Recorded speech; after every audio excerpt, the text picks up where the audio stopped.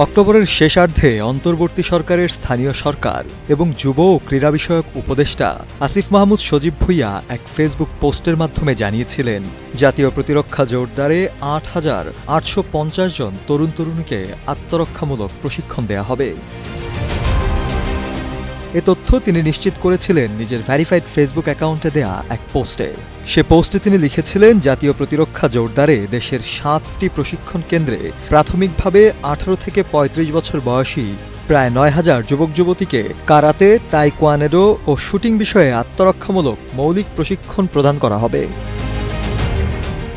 Mona Lisa heavy flow ১৫ piece প্যাকেটের সাথে ৮ পিসের একটি প্যাকেট একদম ফ্রি।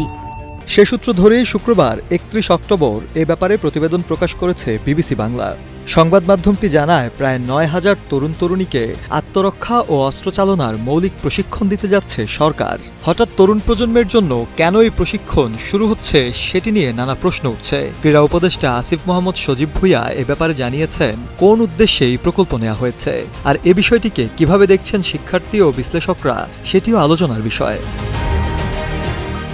উপদেষ্টা আসিফ মাহমুদ জানান, এ উদ্যোগের মাধ্যমে শিক্ষার্থীদের ফায়ারিং ও শুটিংয়ের থিওরিটিক্যাল দিকটিও শেখানো হবে এবং প্র্যাকটিক্যালও শেখানো হবে। এই ধারণার মূল কারণ বাংলাদেশের গণপ্রতিরক্ষা বাস্তবায়ন করা। শুধু তাই নয়, এটি আমাদের সামাজিক এবং ভৌগোলিক বাস্তবতায় অপরিহার্য। এ প্রকল্প নিয়ে বেশ কিছু সীমাবদ্ধতার কথাও তুলে ধরেন এই উপদেষ্টা।